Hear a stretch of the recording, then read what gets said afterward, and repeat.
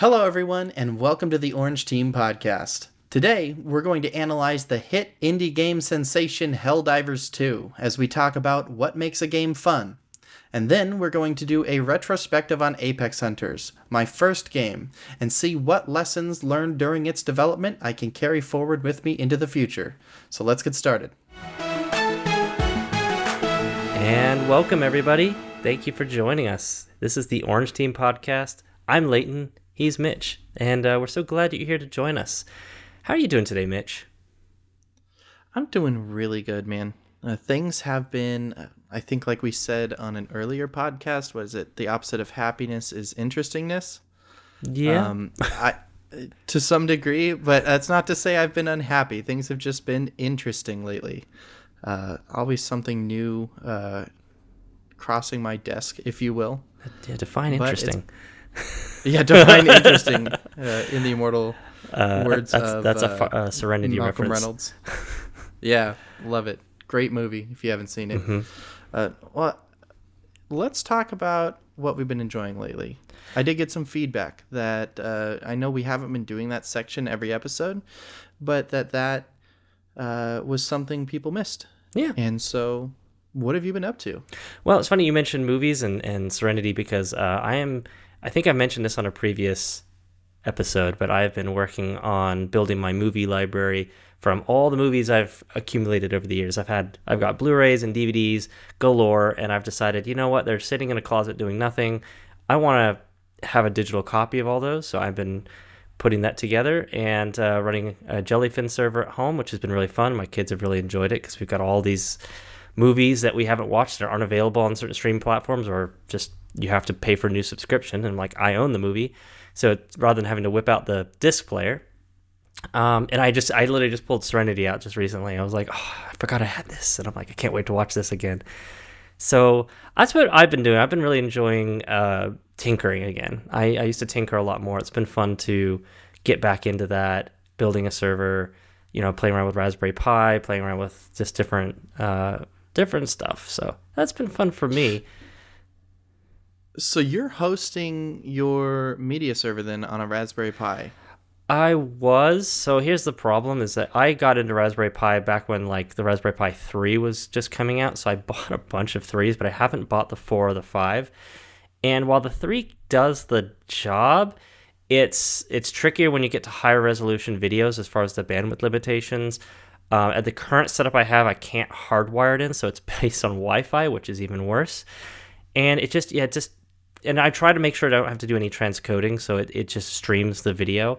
But I do eventually want to add the ability to have multiple people watching at the same time and or possibly watching remotely. And I just want to have a little more horsepower. So what I end up doing is rather than buying a Raspberry Pi 4 or Raspberry Pi 5, where I'd still have to buy a new case and power supply and everything, I went out and bought a little mini PC, which was actually almost about the same price as buying a Pi 4 with the kit. And it comes with 8 gigs of RAM, 128 gig SSD, Intel processor, and it comes with everything built in, right? It's all made and Windows 11 already on it, so it's super easy to just turn on and put a server on. It's not ideal for like hardcore server people out there. I'm still new to this, so give me time. But this is my stepping in is just making a media server. But I do want to eventually make it run be a NAS server. I might even have it, be a means to, I don't know, stream games to it or be like an emulator type thing. So there's a lot of tinkering I want to do. I've wanted to buy one of those for a long time. It's kind of compare notes between Raspberry Pi and a Windows machine. I could throw Linux on it too. I've been considering just getting off of Windows and just going full Linux. But for the time being, my kids want to watch Bluey. I got to get it running. So yeah. But yeah, so that's been ditching fun. Windows. Windows can come later. I definitely want to get off the Windows thing, though. I find there's still certain things I need to have Windows for. So actually ripping the movies, Windows ends up working a lot better than Mac or Linux. I don't know why, but for some reason when I tried to rip Blu-rays using my MacBook, I just kept running the issues where it just couldn't read them very well. I had a lot more issues, whereas Windows, every single one worked flawlessly. So for the time being, when necessary, I use Windows, but I am trying to get off the Windows bandwagon and get more into the Linux side of things. Yeah, you mentioned using a Pi. That was actually me asking you about, oh, are you hosting your media server on a Pi? I was literally about to ask, does it have enough horsepower like for 4K video? Because I was kind of wondering if it would. Well, I know the newer Pi has a much, like the current gen Pi might actually be powerful enough to reasonably oh, serve the Pi 4K. 4 could do it. The Pi 4 could do 4K, no Okay. problem. It's more of a bandwidth issue. If you encode it in MP4, there's no transcoding, so it just streams it. So you don't it does uses no resources on it. But if you want to transcode, that's when you might need a Pi 4, probably a Pi 5. If you want to transcode 4K video, most of my video isn't 4K though. It's just 1080, but even still, transcoding is pretty heavy on your computer. So if you can pre-encode it before you do it, it makes it a lot easier. There's no reason to force your device to be working that hard. But in the case that if I did need to transcode, or if I want to have multiple people streaming off at the same time, that's when you might want a little bit more bandwidth, a little more horsepower. And the NIC is the biggest bottleneck for me right now. It's just and even the Pi 3B, which I have as well, 3B plus. So I have a 3B and a 3B plus, and the main difference is one is 100 megabit Ethernet, one's a gigabit. But even the gigabit port sometimes doesn't hit max speed just due to the speed of the processor. So Yeah. I just decided it was a good excuse, right? Whenever there's something you're working on, you use it as an excuse to buy things that you want. And so Always. I bought a fun little computer, and I'll tinker with that. I'll probably buy a second one to tinker with Linux, and I'll just keep that one running so I don't mess up my kids' streaming experience, or mine too. Yeah. But I do want to tinker with it more and kind of play around with more home automation type stuff. I think the Pi 3s would be good for lower usage stuff, like stuff that just runs low power usage and home automation stuff, maybe where I can build my own stuff. But I do want to build like a NAS server where I think I want a little bit more bandwidth, a little more processing power. I want to build my own cloud. I want to build all my own stuff. I'm kind of tired of paying all these subscription fees. I want to get back to owning. I want to get a massive, RAID NAS server, and I just store all my own stuff on that and not worry about it. Yeah, I've been having the same exact experience as you because you said that there's some movies you want to watch that you just can't even find on a streaming service. And so streaming services are getting more expensive and almost right back to where we started with like television channel packages and things. Mm-hmm. And there's still scenarios where I can't find what I want to watch despite paying for Paramount Plus and Netflix and Hulu. And it's like, what are we doing? How did this happen? It's weird because you think like a service like Disney Plus, where Disney owns, it's their movies, right? That they still pull stuff off of their service. Like they don't just keep a server running like their own private NAS server where you just get to access all their movies. Like they pull their stuff down. And there's also movies they still don't have the license for that they like. My wife really wants to watch the movie Tomorrowland. It's not on Disney Plus. They licensed it out to some other stream party, and they're still waiting to get that license back, even though Disney Plus has been around for I don't know how long.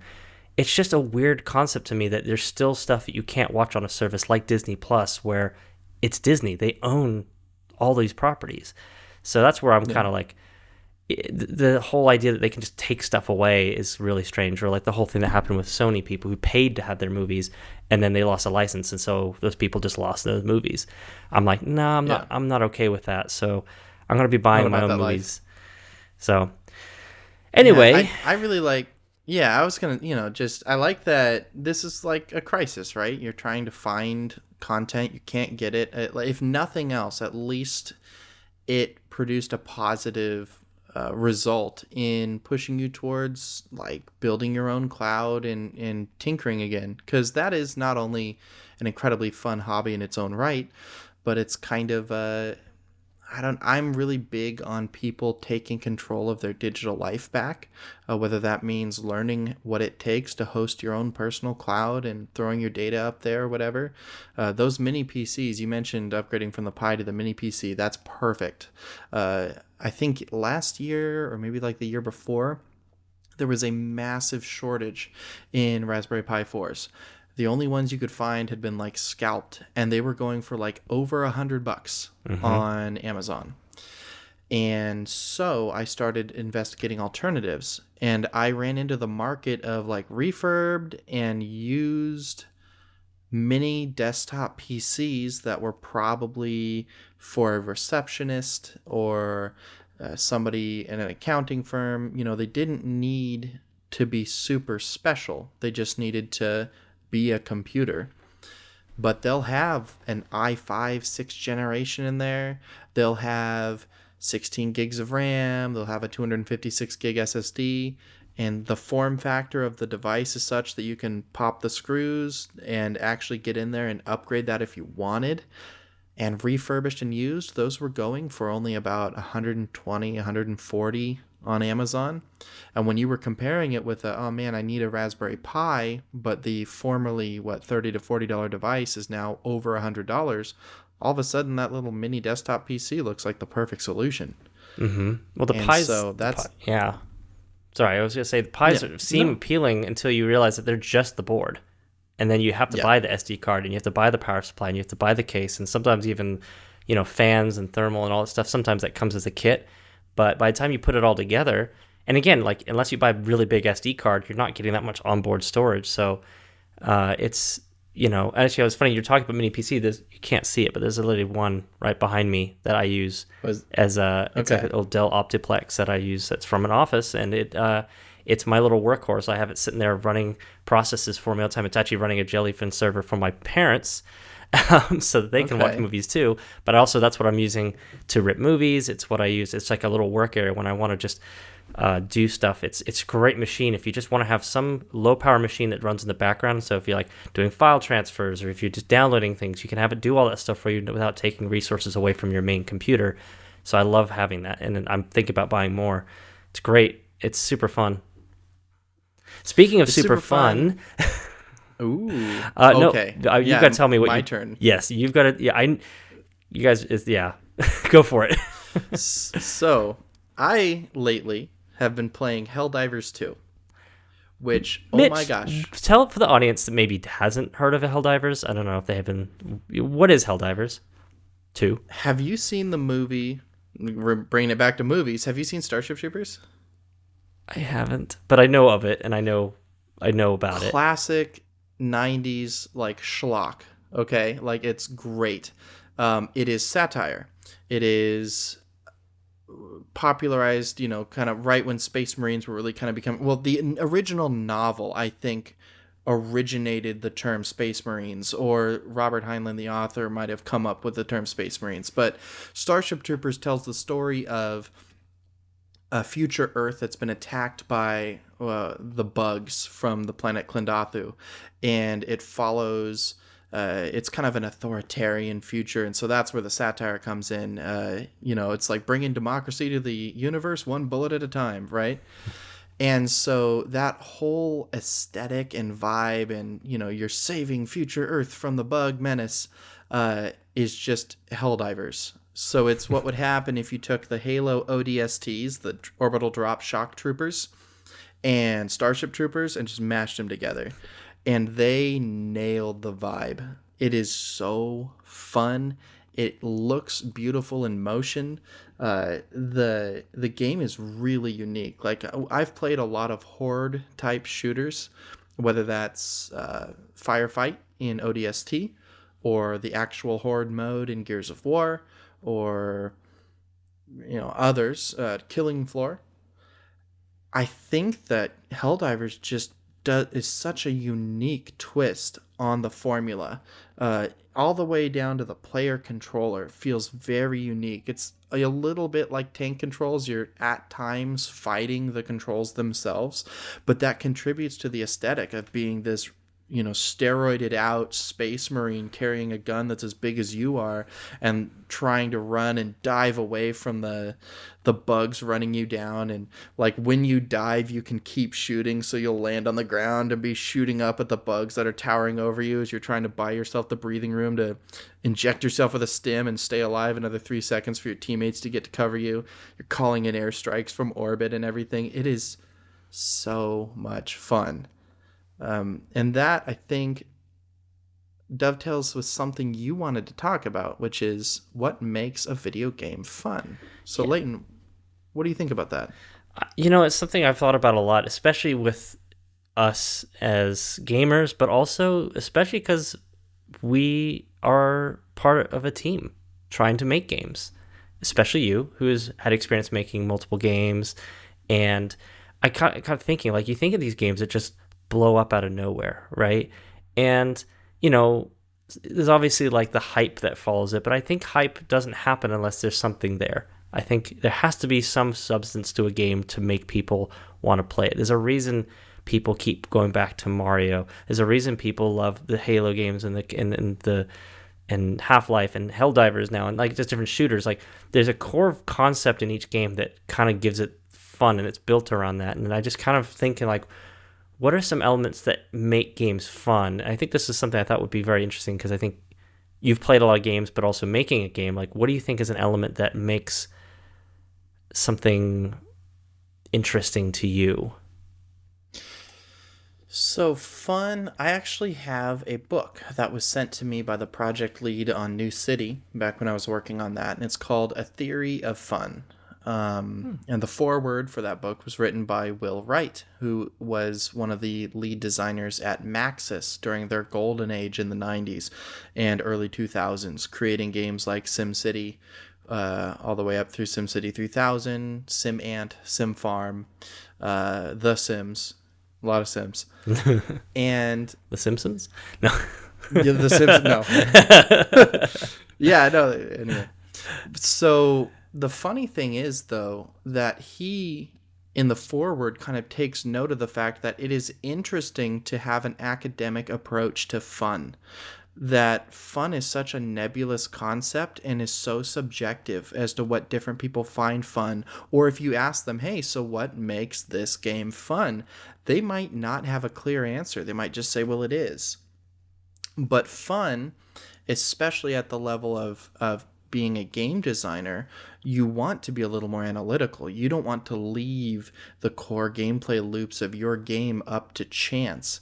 And so we get into the study of things like the flow state, where human beings have something called the flow state, which can be induced by presenting them a challenge that they voluntarily assume, that taxes their abilities to just shy of their current limit. It fully occupies them. And then they are rewarded for that, for engaging with that cycle and achieving an outcome. The Sims is the perfect example of this. Most video games have discrete levels where you load in a single player game. Think Half-Life. You hit a loading screen. Half-Life did a great job in its time because even with the loading screens, it's telling a consistent story. But in that day and age, maybe let's go back to Quake. You load into a level, you play the level, you beat it, it shows you a score screen, you go to the next level. You can still find the flow state there, but The Sims is a unique game for this because there aren't really many loading screens. Like, once you're in the game, it is one continuous experience where you are being tasked at a small scale and also at a large scale with taking care of this digital life form.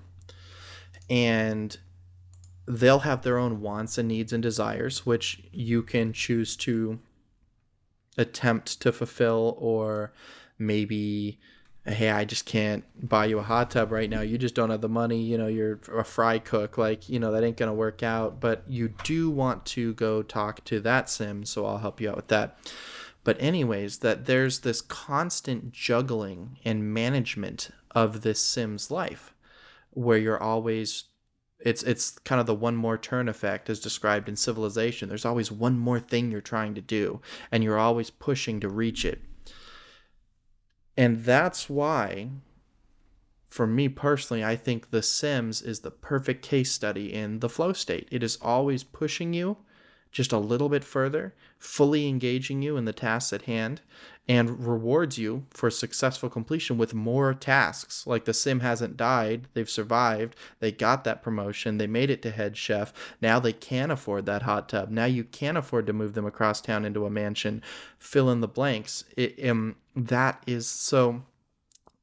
The flow state is just one example of the academic study of fun, the theory of fun, that it is not truly nebulous and fully subjective, that there are things we can do as game designers to influence the outcome and to produce a fun game if we thoughtfully engage with these sort of concepts.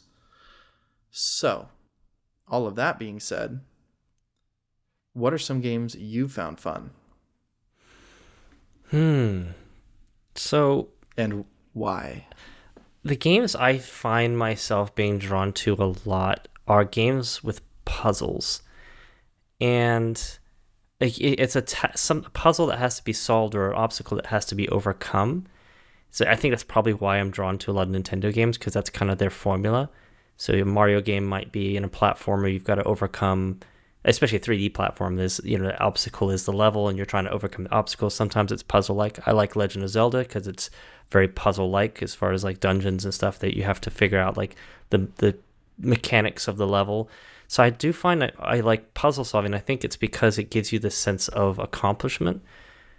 And that's fun for me, is that sense of like figuring something out. That's one aspect of it. I know. I don't know, because I do like the competitive games. I think some people, that's what is fun, is the sense of the puzzle solving is figuring out another person and how to outsmart them. But I found that I've just more drawn to just, I guess, I don't know, just more single player puzzles. I don't know. It's a very interesting thing to think about, because you don't think about it going into a game, right? You just kind of like, you start playing it and you just know immediately if it's fun. Another game example would be like Portal 2 or both Portals, really. Very puzzle oriented, but I enjoy them for more than just the puzzles. The second game is just hilarious, but it's the power of good writing on full display in Portal 2. Yeah, and I think there is a multi-level to it. Like, I think when all parts of the engine are running, it goes along smoothly. Like, everything's engineered well. They have good music, good script writing, good voice acting. The game doesn't crash. It looks good. And of course, the puzzles are fun and make you want to overcome them. Like, you feel really good when you've figured out the puzzle. It's that dopamine hit, right? And so I think that, and again, I think that's why you said earlier, it's like, it's kind of, there is a certain formula to a certain extent, but at the end, it's also very subjective, right? But I think it comes down to, like, I think the reason I bring it up is because there are some games where I feel like they didn't think about what would make the game fun from the get-go. They just had a concept and then just went with it, and they never looked back to decide, is this actually fun for people? And that's, I think, and I like this game, even like the high AAA games, sometimes I feel like they focus more on, this game looks good, but is it even fun? Like, there's some, I think that's something I'm noticing as a trend, is like the most fun games I'm playing aren't the most expensive ones. There's sometimes it goes back to what we talked about in the previous podcast, but indie games and how those are fun. And sometimes the AAA games are just a buggy mess and no fun. Or they didn't think about fun. They're just like, we're going to make a visual showcase and put it in our trailers, and everyone's going to want to buy it because they want to benchmark their system. And then they want to show off how good the graphics are, but the graphics don't carry a game. So it's like, okay, well, then the core thing that makes a game timeless is how fun it is. There's a reason people keep going back to speedrun some of these old games, is because they're just at their core fun. They're not the most beautiful games. They're just fun. So, I don't know. I guess you talked about Portal being fun, and that I think Portal actually exemplifies what we've been talking about very well. It is a puzzle game. It is a voluntary, and I went and looked up some definitions while we've been talking to kind of be a little more academic about it, because the definition of a game, boiled down to its most simple, is the voluntary assumption of unnecessary obstacles. Every time you engage with a game, you are saying, I'm going to take on these challenges and I don't have to. And that's actually part of it, especially with entering the flow state, is that those challenges are ideally not required of you. That you're assuming this burden, but that the burden is also carefully sized to be within your abilities, even at the edge of them, to accomplish. The flow state in a more broad definition, has been called like that sense of where your mind and your body kind of become one. Like you're completely absorbed in what you're doing, completely focused. Time loses all meaning. If you've ever been playing a game and looked at the clock and been like, oh my gosh, how is it 2 a.m.? You were in the flow state. And some people would call that being in the zone, right? Mm-hmm. So as game designers, there's a careful balance there, because like with World of Warcraft, when you get on that treadmill, that flow state treadmill, it's hard to get off, and you don't want to. So that's the mark of a good game, but that also can lead to problems.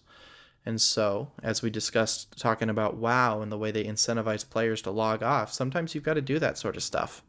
But WoW is another one of the ultimate flow state games, because you're going to go from quest to quest to quest, taking on these challenges, succeeding at them, and then your reward. And this is the most common, one of the most common tropes is, hey, your reward is another task to do. That might be a little harder. And that's what keeps you in the flow state. So Portal is a great example. As you're playing that, it starts out with relatively simple levels for you to complete, puzzles. They call them testing areas, right? Or testing rooms. And as you complete them, you're given new ones that are slightly more complicated and slightly more complicated. And it's carefully calibrated to always be keeping you at the edge of your abilities, giving you those aha moments where it's like, oh, I didn't think about using the portals that way. Or now we're going to give you, there's a laser in the room and here's a cube that has a mirror in it. You've got to reflect the laser into the receiver on the other side. But there's a piece of glass in the way blocking it. How are you going to get it around? And you've got to play around with the portals until you can fire the laser through a portal that comes out another portal and hits the receiver. Like, that is very, very good game design. Yeah. It also unlocking more of the story too. Something that I remember with Portal 2 when that game came out, I beat it in one sitting because not only was the game fun in the sense that I wanted to accomplish more puzzles, I was addicted to that because they kept introducing new elements, and I was like, oh my gosh, like, you know, this thing now, and oh, this bouncy gel, and but it also gave a secondary incentive, which was, for me anyway, not everybody's incentivized this way, was I want to know more about what's going on in this world. There's this story with these characters, and you know, every time you play a few levels, a little more stories given to you. Oh, that was kind of fun. I really enjoyed that. That was really funny, or that was really deep, and I want to know what's going on really. And then you play a few more levels, and it keeps feeding you this. Like, you're just like a little rat in an experiment, and that's kind of the theme of the whole thing, really, is you're being experimented on, and that was the whole. So you kind of look back and you realize, oh wow, we really were the rats the whole time. But yeah, it's so, yeah, it's just, I think there's so many. The game mechanics are fun, but then the reward system is fun. So it's, yeah, I think that's another element too. It's like, how are you rewarded for what you do? If you work really hard, like an example is like Legend of Zelda Breath of the Wild, and I think Tears of the Kingdom. There's these Korok seeds, which do kind of reward you. You can exchange them for upgrades, more slots in your stuff, but you know, completionists want to get all of them, right? And there's 900 of them. And when you get all 900, you think, oh, I'm going to get something super cool, right? I'm going to get like this ultimate weapon, or I'm going to get something really special because I worked hard for this. No, you just get a golden Korok seed, or what looks like basically gold poop. It's gold poop. Just a little gold poop. And for some people, the ultimate reward. I guess, you know, whatever floats your boat. But, you know, when I found out about that, I was like, I'm not going to collect all these seeds. I'm incentivized by like getting something really cool at the end. So like I'll you know, if there's some cool weapon that's going to make the game more fun and easy for me, I'm like, I'll go for that. But if it's just, and then that's me, right? I'm not everybody. There's a lot of people that absolutely are like, I have to get everything. But I guess, you know, to me, there's a reward element. Like, if you do all this, do you get something for it, right? And then that's part of the incentive. So I guess, you know, there's a lot of elements, right, that make a game fun or not fun. So I think let's talk a little bit about a game you worked on, Mitch. A game that I actually still think is a lot of fun. And it needs probably need a little more work, but A lot.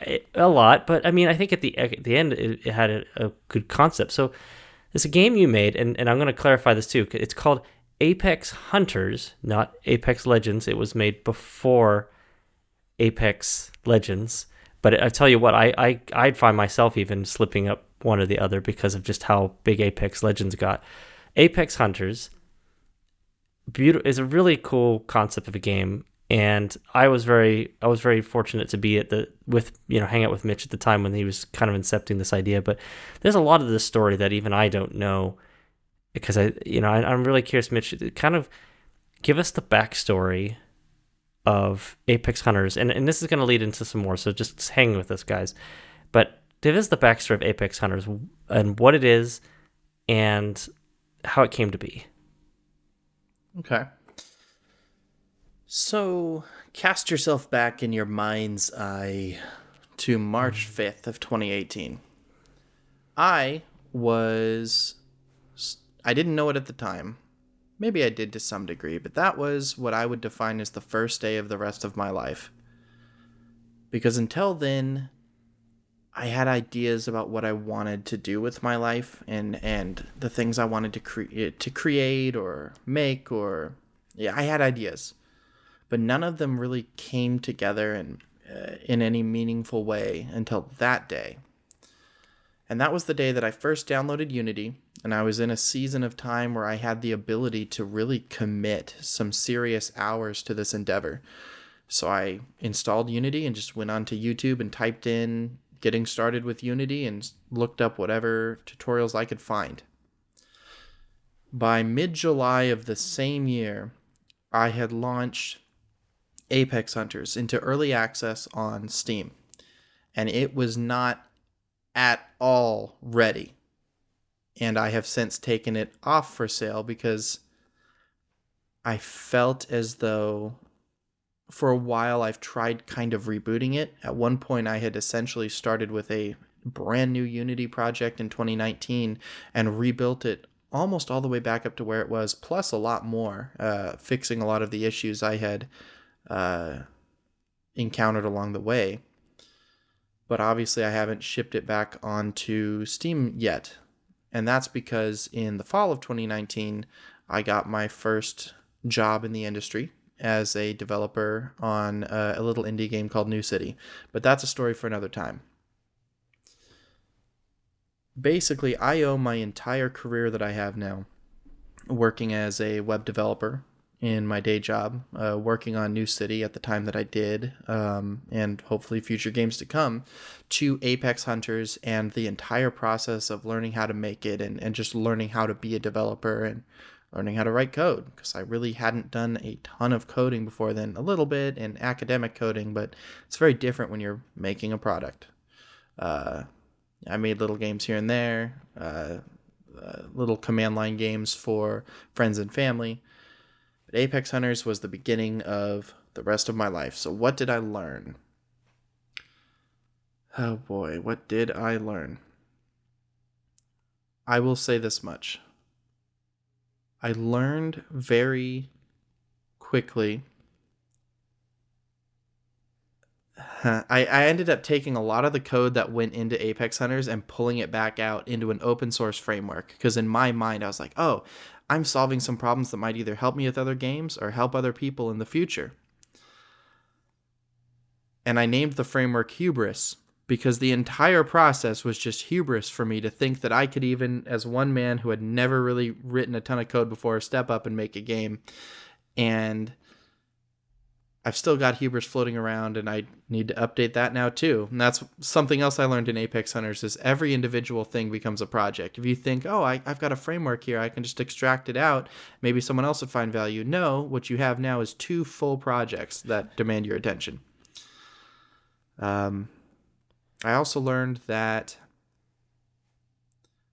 fun, that theory of fun that we've been talking about this episode, is a lot harder to apply than you think, because you may have an intuitive understanding of that theory of fun based on games you played in the past, and really all of gaming. And I think I was reading an article from either one of the Helldivers developers or one of the Palworld developers where they were just discussing the fact that gaming is essentially remixing. Most of the genres that are going to be out there are kind of out there already. And to some degree, the games that are coming out are people saying, well, I really liked the way this game did this, but I wish it did this other part like this. Helldivers being kind of, oh, well, what if we took the firefight mode from Halo 3 ODST, and what if we took Killing Floor and kind of mashed them together with the aesthetic of Starship Troopers? So remixing is kind of the name of the game. But it's not so easy as to say, well, this worked in other games. I'll just put it into my own game. I'll make a game that's got kind of some stealth elements because you're hunting dinosaurs, and it's got maybe a little bit of a randomized level system, and we'll put some players together so you can group up and team up to take down the T-Rex. The thing that ultimately sank the ship for me was that I could not find the fun with Apex Hunters, ultimately. And that was really what kind of put a stop to things. It's tough because I think, I don't know, I remember when I first got to try it out and I saw it, like, the concept of Apex Hunters, I think, is fun. The idea of getting to cooperatively work together to track down and, you know, I mean, you don't have to kill every dinosaur, but like you could tranquilize them or you could kill them and do research tasks. I think the concept in and of itself was fun. I just think that at the time it needed more, right? I think that was kind of the key thing, right? It was just like, I think you'd work so much. I mean, most of your time wasn't even really, I feel like, you can correct me if I'm wrong, wasn't even making the game. It was getting the darn code to work to keep the multiplayer working. And like, it was, you felt like you were more of a back-end coder than like a front-end designer, like getting to make the game look cool and be fun. It was just make the game work. And I think some of that took the steam out of you at the time. And, you know, I think the game still has, I think there's still a market for it. I think that at some point it may get revisited. I hope it gets revisited, but I think it will. I think people would really enjoy it. But I think so it's hard because like, so where do we say, is the fun factor missing because the concept itself wasn't fun, or is the fun factor gone just because there wasn't enough there to do? I think it was more the latter. I think you're probably right. But I can hold up Helldivers and our discussion so far about flow and about kind of the theories of fun to illuminate maybe why Apex wasn't there and needs a lot of work to get there. So, you know, I mean, obviously I threw it together in a few months. And it was my entire learning process. But you touched on one thing that I learned that's a very, very important lesson. If anybody listening to this, by the way, I cannot encourage others enough. If you've ever thought, hey, I might like to make games, go do it. Download Unity, download Unreal, download Game Maker Studio. Try it. It is an incredibly fun hobby, if nothing else. And the world needs more games, to be frank. We could get into the history of gaming and how it's been a way for people all the way back through the ages to sort of simulate the world around them, to test theories, to stretch their brains a little bit, and you know, think about chess, the ultimate battle of wits. And games are powerful tools when applied properly. And you've probably got a game in your heart that should be made. By all means, go make it. But here's a tip from someone who's been there, done that. Do not try to make a multiplayer game as the first thing you do, because that essentially takes the difficulty modifier for your game development journey and turns it up to nightmare mode from the beginning, because you're essentially making two games now. A game in and of itself is an incredibly complex undertaking. Adding in the networking and lobbies and how to get people into the same server and seeing the same things is nuts, especially if you don't know what you're doing. I can't even imagine. I literally, I remember looking over your shoulder at some of the code, and I didn't know what was going on, and you just have this look on your face, and you just look at the code like you look at the Matrix, like you just know, you're like, oh, this is, and you know exactly what was happening, but you just were so frustrated with it. I'm just like, wait, it looks like everything's fine. Like, no, it's not. It's and you'd point to some line of code like it's supposed to do this and it's not doing this and yada yada, and you show me how it worked in the game. And I'm like, oh, I see. Yeah, they're that's not working at all. But like, it's insane. Like the amount of we take that for granted. We take that so for granted. All the multiplayer games out there and how well a lot of them work. You know, the fact that we can be so far away and still be playing in the same lobby, seeing the same thing so seamlessly is kind of wild. Games are carefully contained chaos. Like they are constantly in a state of failing, and it is only through spit, prayers, and sheer audacity that they stay coherent long enough for you to enjoy them. Like it really is just the absolute desperation of some programmer at 3 a.m, fueled by coffee and rage, that keeps that game working. You know what I mean? So yeah, don't do multiplayer if you're gonna start. Take your dreams, tick the preserve aspect ratio box, and shrink them down. It's the same dream, just a little smaller. I think the best way to put it is probably just baby steps. Don't baby steps. It's not bad to dream. Don't delete the dream. Just put it in. Oh, no. Put it in the for later box. Save it, but get some experience building simple things. I think a lot of the people that did, have gone on to do bigger and better games, they started with very simple concepts. And that's how you want your first game to just blow up and be, all the success story, but don't define your game by the success of sales. Obviously, we want to make money, but like at the end of the day, what did you learn from that, and how can you apply it to the next game, and how can you iterate so that, okay, now I know these things, now I want to add this level and this level, and then finally, once you've got game development down, you're like, now I want to add more people into it at the same time. And then maybe, hopefully, at that point, you've made enough money to hire someone to do that for you. Yeah.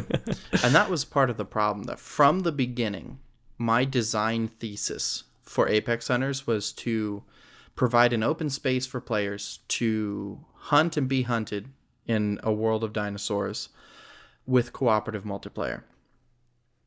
Essentially, I was hearkening back to this classic early 2000s game called Primal Prey, which was single player only, but it allowed the player to enter this little 1 kilometer square section of jungle, or maybe it was bigger, and you would have these missions you would undertake. Okay, I need to tranquilize a Triceratops this time, or I need to tranquilize a T-Rex.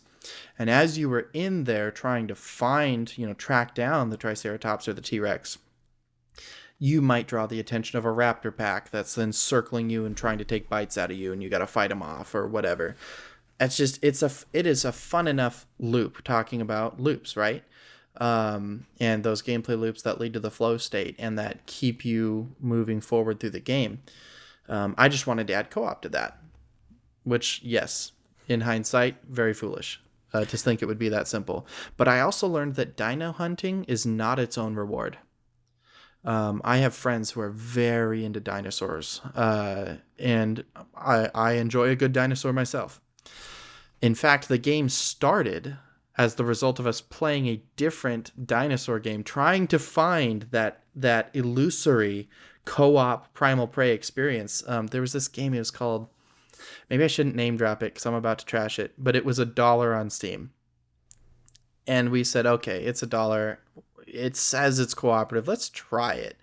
So me and Matt, who's a very good friend of mine and one of my partners in crime when it comes to my gaming endeavors, bought Dinosaur Hunt, jumped into a server, and got to work. And it was hot garbage. It was like, you know what? And maybe I shouldn't. Like it was incomplete. It was as incomplete as Apex Hunters, I suppose. But the dinosaurs would run in a straight line. They had no AI. And they would just spawn at the edges of the map and come right for you. You were in co-op, but the friendly players had no animations. And they had, you couldn't even see, it kind of looked like a muzzle flash. But in essence, they were just kind of floating around, standing perfectly still. And you would just see the dinosaurs around them just fall and die. And as we're playing this game and just going, oh my gosh, and it was a $1 game, wasn't it? I just offhandedly made a joke like, I could make a better game than this. And so Matt went, go ahead and do it. And the next Monday, I downloaded Unity and I got to work. So that's how that happened on a dare. As many good things do. As many good things do. But that being said, dinosaur hunting is not its own reward. There needs to be some core loop, which in Primal Prey was the idea of you're tranquilizing these specimens to bring them back, and that gave you money, and you used that money to buy bigger and better equipment to be able to take on the more challenging contracts, like maybe the Euplocephalus, it's got like an armored hide, and your tiny little dart pistol can't get through it.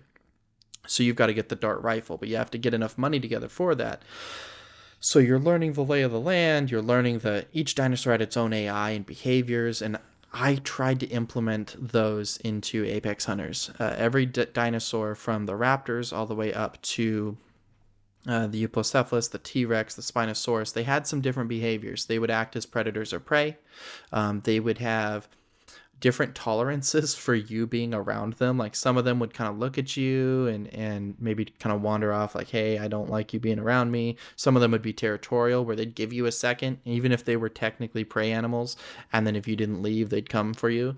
And then there were the raptors where if they caught wind of you, they would then coordinate and fan out and kind of come around you from all sides. Like, at the risk of tooting my own horn, it felt like a cool mechanic. Like these, that seeing the raptors fan out and come for you the first time was kind of like, no way. But that does not in and of itself a game make, right? Like I needed a progression system. Think Helldivers. Let's talk about Helldivers progression system. You're dropping into these worlds, and you may drop into the same worlds multiple times and run the same missions on the same worlds. Now, they have a lot of different worlds and a lot of different missions, but even in the little bit I've played, I've seen the same world more than once, and I've seen the same mission more than once. There's little variations they can introduce there, but the real core loop is that as you're completing objectives, you're earning currency.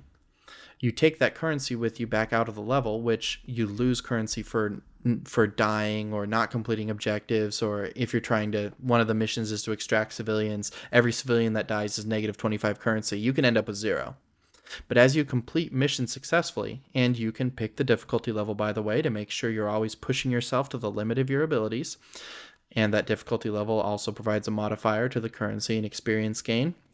When you're back up in the ship, you can buy bigger and better guns, and you can buy better armor, and you can customize your armor to your unique play style. Like maybe you want to be a scout sniper that's very fast and hit and run style. You can do light armor, which is less defense but increased speed and stamina regen. And then you can do the designated marksman rifle, which is single fire, so if you're surrounded, it's a lot less effective than just a machine gun you can spray, but you can put your bullets on target. And so for you to be up on a hill providing covering fire to your teammates down in the thick of it, maybe trying to eradicate a bug nest or escort citizens to wherever they need to go, there's distinct roles for the players to assume.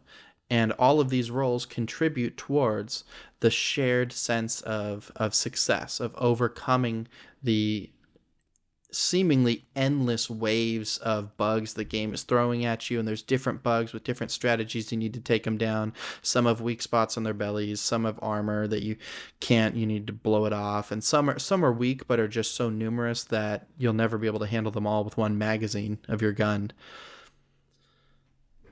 So Helldivers has a very clear progression system, a very clear sense of the obstacles you're facing, you and your team, and they give you very clear feedback when you succeed.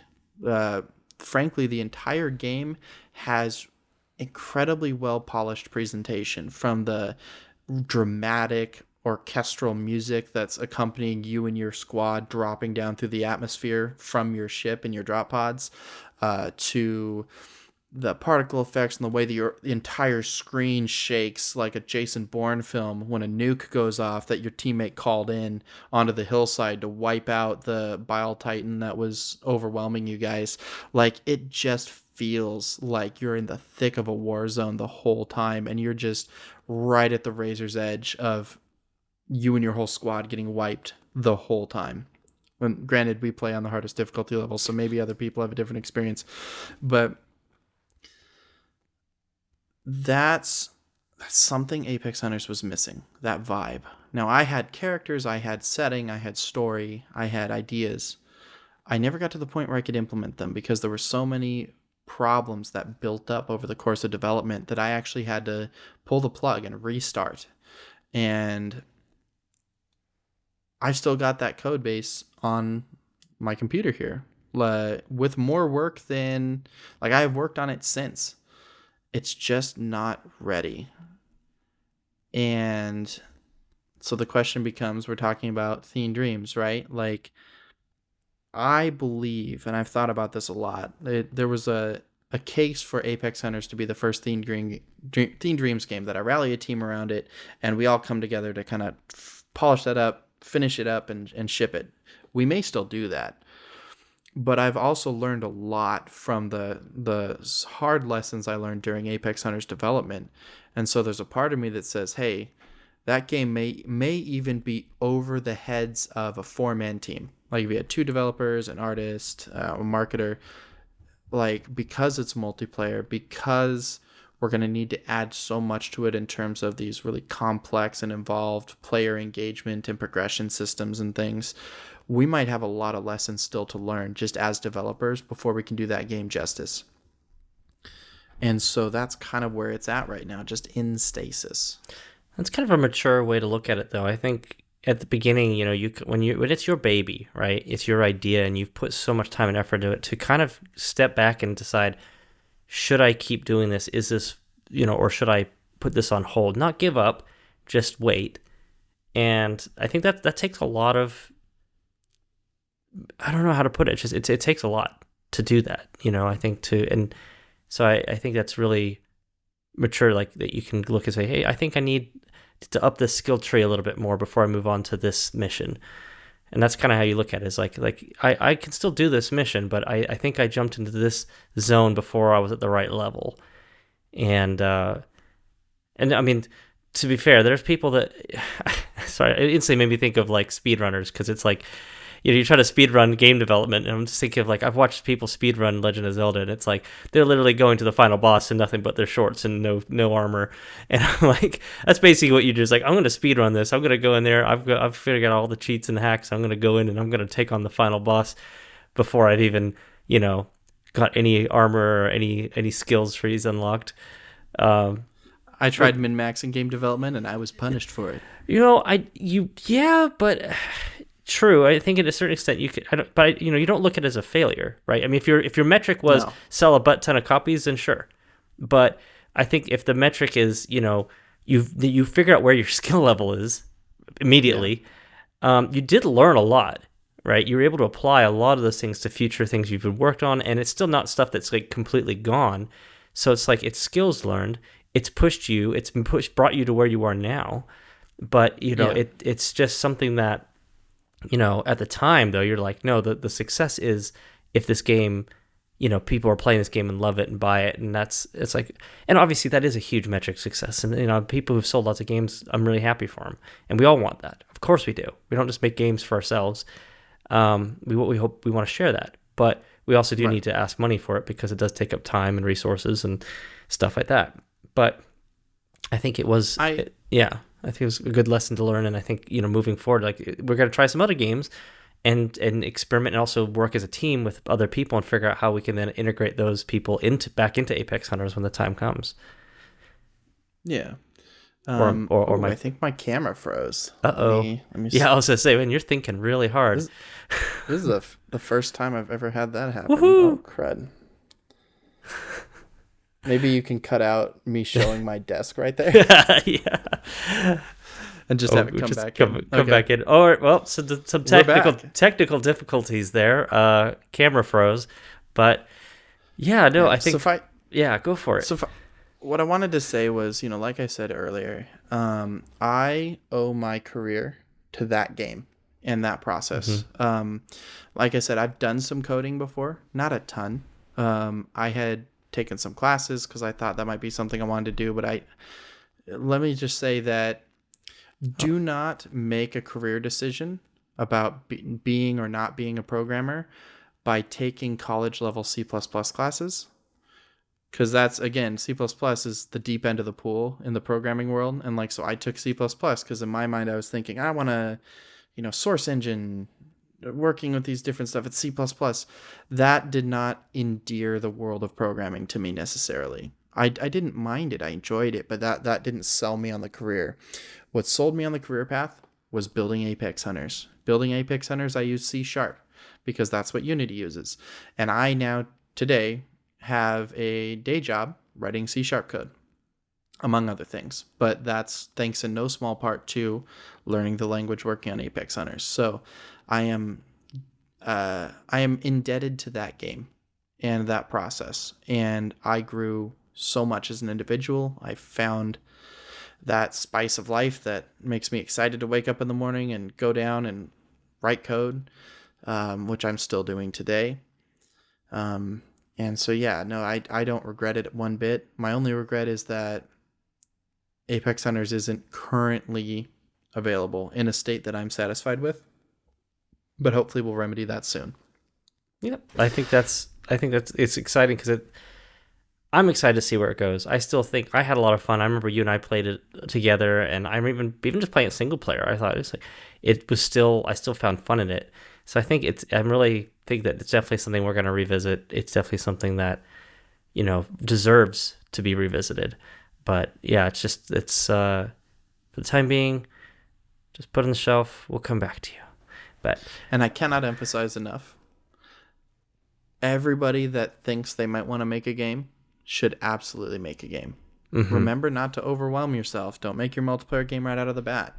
But if you've got an idea in your mind, go download Unity and try it, because it is so rewarding. It is such an incredible growing and learning experience. And even if you don't end up making games right off the bat, even if that game doesn't take off, you may find along the way something that you really enjoy. Agreed. It's definitely just do something. I mean, and make even a podcast. This case, make a podcast, make a game. I mean, but again, like even if you might get overwhelmed by whatever you decide to do, but that doesn't mean that you made a mistake. You might find that you've bit off more than you can chew. Does not mean you've made a mistake. It just means you're learning. Everyone starts out that way. Nobody starts out an expert. Everyone has to go through that. Don't you take it as a sign that you're a failure. Take it as a sign that you're growing and learning. The only way you fail is if you give up and if you learn all this knowledge and then don't do anything with it. Take that knowledge, take that experience, and keep moving. Just course correct a little bit. That's all. I mean, just keep moving, though. That's the key thing. And if it's something you're really passionate about and you really enjoy, you're going to keep doing it. Like, failure is not going to stop you. I mean, and again, like, Mitch, still working on games, and obviously it didn't deter you. You still love doing it, even if Apex didn't turn out exactly how you wanted. But I think that, that's the same for everyone. It's like you just keep moving in that direction. I think there'll definitely be another episode in the future. I'd love to talk about maybe the things I learned on like New City as well, because it's a definite progression going right from Apex into New City. That's kind of like chapter 2, and that was my first time working with a team of people, and it's just an incredible experience. But a story for another day. Yeah, but I think that's something that people would really enjoy, especially those who are looking to get into game development. Like just this, what are the not just the steps, but like what are the emotions you go through? What are the experiences you go through as you move up in those different not rankings, because I don't want to act like you moved up if you work with a team of people. There's some very successful people that don't work in a giant team. They make games by themselves. But I do think that there's an element of like there's different stages of your journey that I think would really help other people understand what they're going through in their game development journey, or even just creative journey in general. So thank you, Mitch. Let's take this journey together. Yeah. Thank you for sharing your story. And I know we'll talk more about Apex Hunters in the future. This is just more of a way to kind of help you guys kind of get a bit of a history on where things have been, and also kind of lessons learned. That's kind of why we talk about the games and fun, like what works, what doesn't work. And I think that's fun to see where, the concepts of gaming is so much, it's simple yet complex. And I think people, again, like myself, take games for granted, and how much thought goes into making a game work the way it works on not just the building it side, but the concept side. And so I hope you guys have really enjoyed this episode and learned something. Thank you all so much. Be sure to follow us on our social medias. We've got Facebook. We are on Apple Podcast and Spotify, as well as YouTube. Wherever you prefer to listen or watch the podcast, we'd appreciate a subscribe, leave a review, leave your thoughts in a comment. We would love to hear from you. Yes, definitely. We'd love to hear from you guys and the suggestions or what you thought about this podcast. We are just thrilled that we get feedback both off and online, and it really means a lot. So thank you so much for all who have just been listening consistently. We appreciate you guys, and we hope that we can continue to bring you guys some really fun conversation and content. And yeah, thank you so much for listening. I'm Leighton. He's Mitch. This is the Orange Team Podcast. We'll talk to you again next time. Bye. Bye-bye.